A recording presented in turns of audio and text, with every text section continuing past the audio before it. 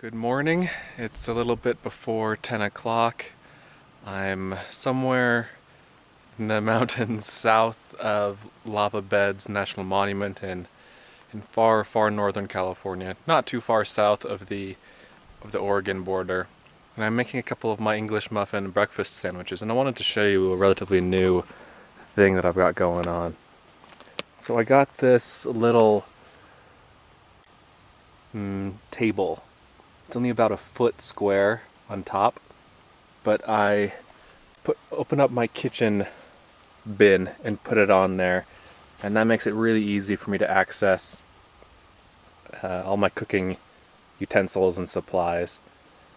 This is great for cooking on because it's at a good level for me to work on, but I needed more, I guess, counter space, and so I got that little that little table, and works really well. Once I've eaten and everything and tied it up, I'll show you a look at the table without the bin on top of it, and then I'll show it to you when it's all been compacted and it's in its little carrying bag.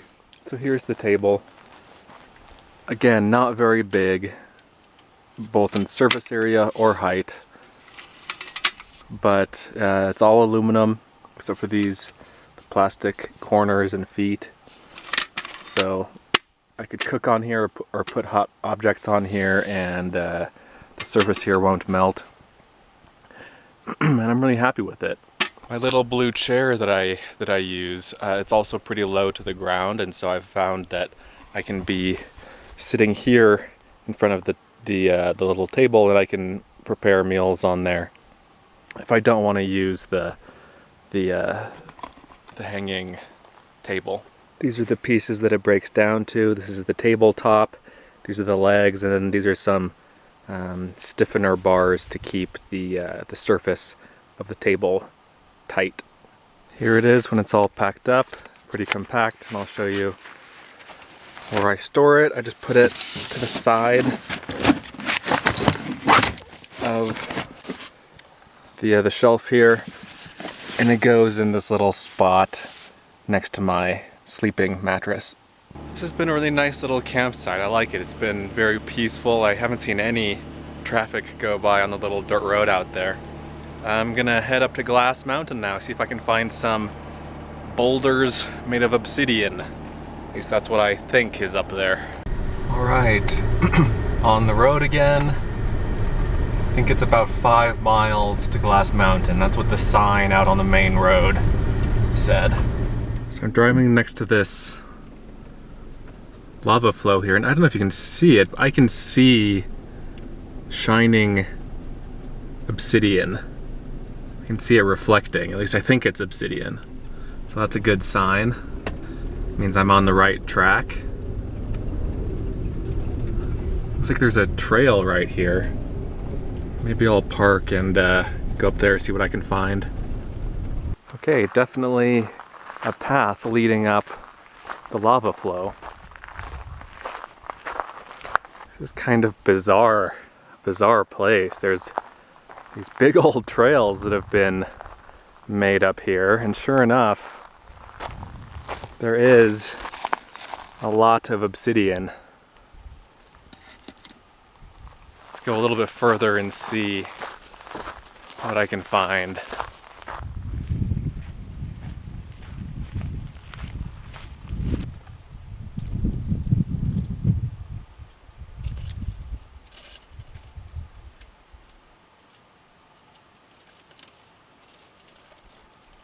This is so neat. I've never seen anything like this before. Just these big, huge pieces of obsidian.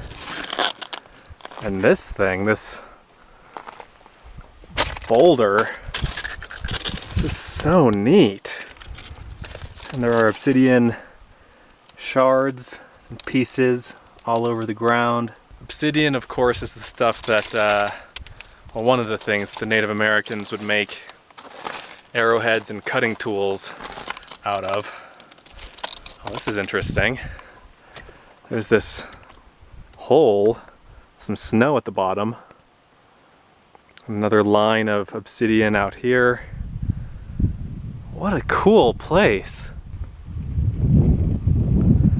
This is Glass Mountain proper. That's the actual mountain. I've never seen such big chunks of obsidian. Wow. And this, like, I didn't find any information about this online. I just saw it on a map and decided I'd go for it. And it's awesome. This is exactly the kind of traveling that I love to do. You just go until you see something that catches your interest, that tickles your fancy, and then you go check it out. Sometimes it works out, sometimes it doesn't, but when it does, it's very satisfying. I've been following these large dirt paths through the area. Found another large section of obsidian, and then another one of these craters with snow at the bottom. Big obsidian boulder down there. All this is obsidian. Listen when I knock these two pieces of obsidian together. You can definitely see why they called it Glass Mountain. That is not the kind of sound you get out of normal rocks, is it? So I'm taking this back way into Lava Beds National Monument. There's a main way, but it's a little bit longer and probably not as interesting, and so I'm taking this back way. It's a one-lane road right now, and I think it turns to dirt eventually here. Yep, turned into a dirt road. It's a little bit wider now. Pretty good dirt road. All right, we made it. Got a few miles to go, I think, until the visitor center. But I see a sign here that says Mammoth Crater. I think I'll check that out. Also, I think it might be raining. There are a few little raindrops on my windshield, but we'll see. So yeah, here's the sign for Mammoth Crater. Let's see what we've got. Oh wow, this really is a mammoth crater. This is really neat. This sign here says that between 30 and 40,000 years ago, lava was coming out of this, and that's what created most of the lava tubes and other basalt and other rock and everything found in the National Monument. There's a trail that goes, I don't know where this goes. Does this go into the crater? Let's find out. Well, it looks like it just goes down to a little viewing platform.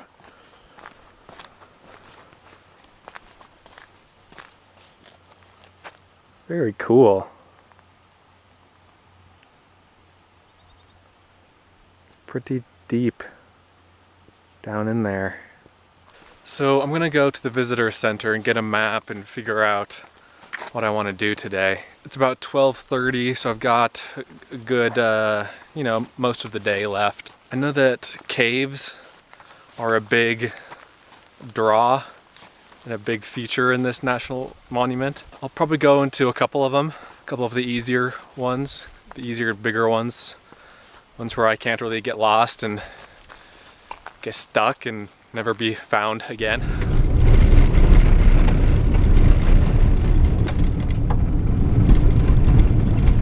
Okay, so I went to the visitor center. I got a map and a pamphlet about the caves.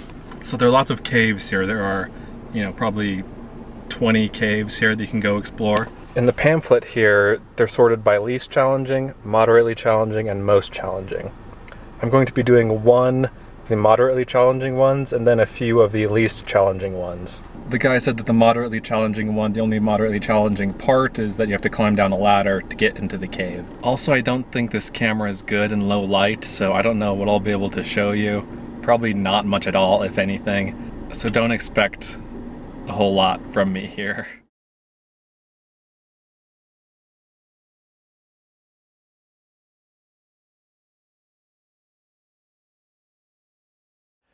Here's the entrance. down this ladder.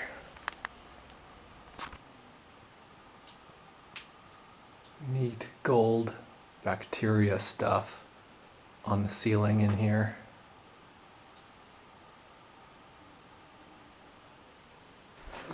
Here we are back at the entrance.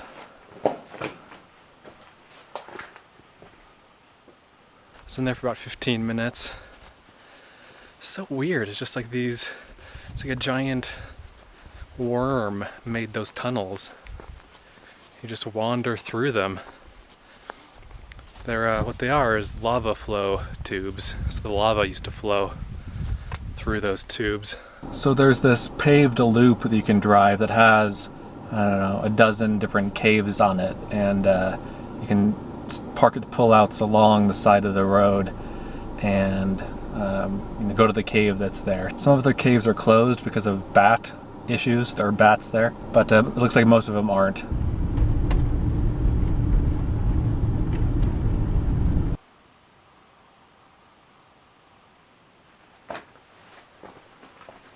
Tunnel here is about 10 or 15 feet high.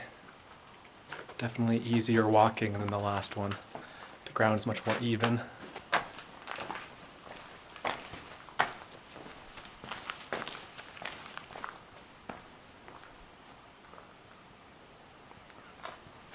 Got a little bridge here over a chasm.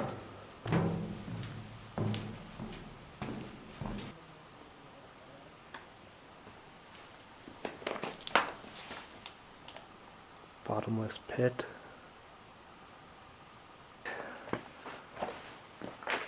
These aren't entrances, I guess they're just kind of like natural skylights. Whenever I'm in a cave, I just get the feeling like humans don't belong here. Humans should not be in the subterranean world. I guess that's also what kind of makes them so unique and interesting to be in, because it does feel so unnatural.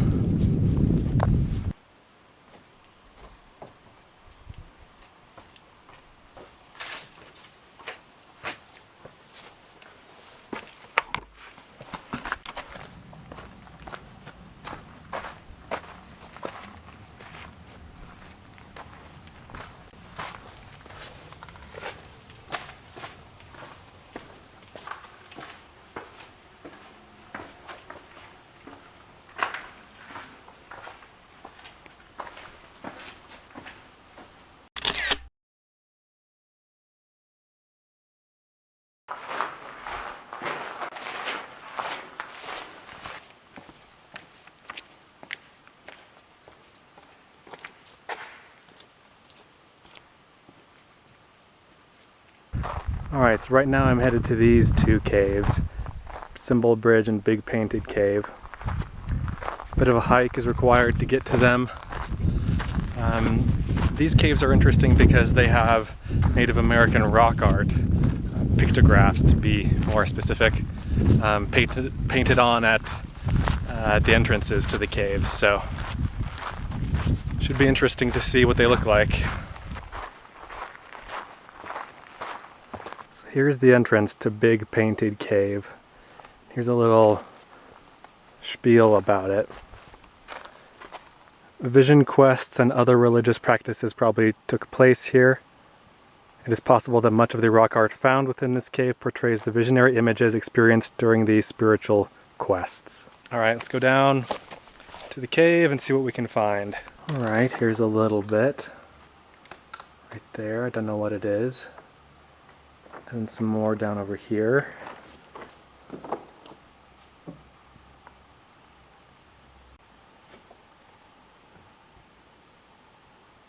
Got some more on this boulder.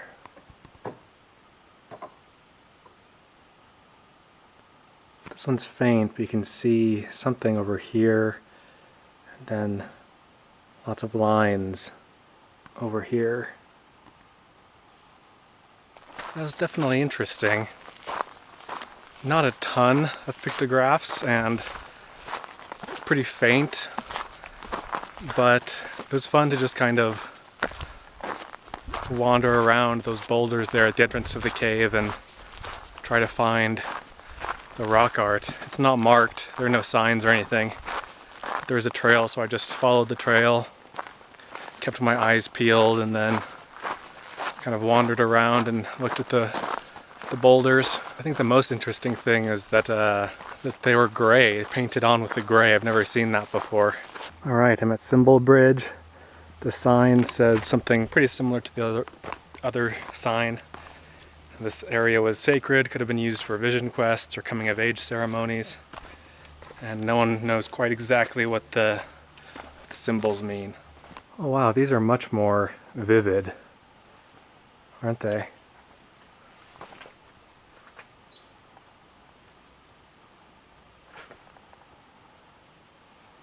Oh, these look like they were made yesterday.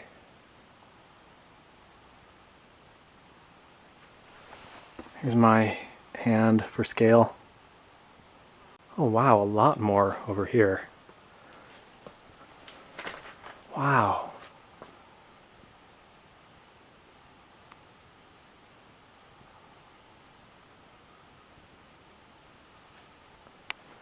These are amazing.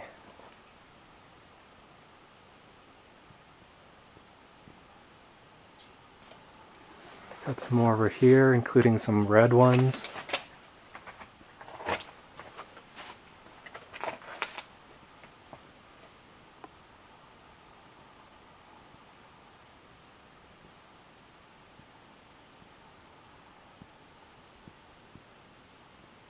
You can just imagine someone dolloping the paint on there, can't you? With their thumb. You can see why it's called a bridge instead of a cave, because you can go under here, and so this part is a bridge. More over here on the right side of the bridge.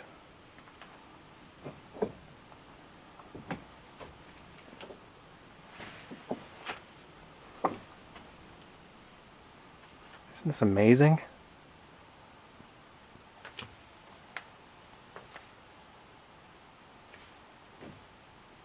Right now it's sunny, but raining.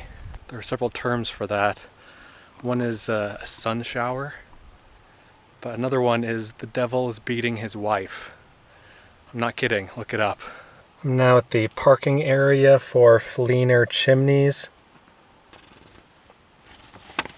This little blurb over here says, view volcanic vents and spatter cones created by globs of lava. I guess that's what these are over here. Okay, so there are these rock formations here, just kind of blobs of lava that were pushed up by hot gases. And then this is the actual, one of the actual chimneys itself. That is really neat. So lava was pushed up out of this, forced up high into the air, and then it landed back down on the ground. That's pretty cool.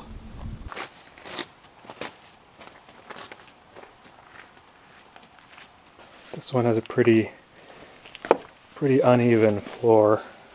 There's a light at the end of the tunnel up here.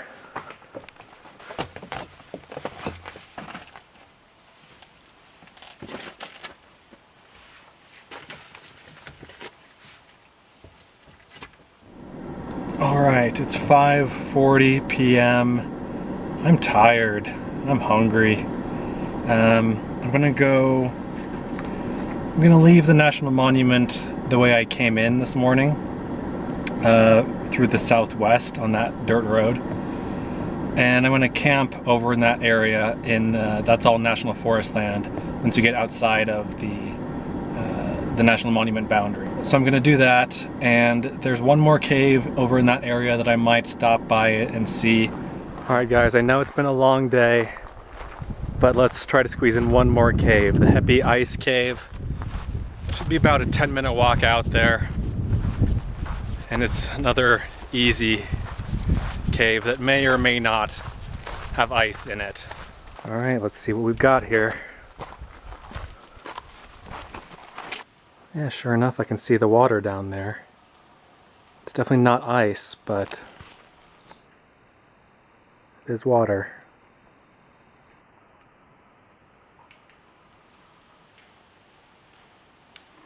Yeah, no ice. The little park brochure said that this is an important water source for animals in the national monument, because there is no surface water, and so things like this are super important for the animals. I love this other skylight up here. Looks like the cave keeps going over this way. And then I came in back over here.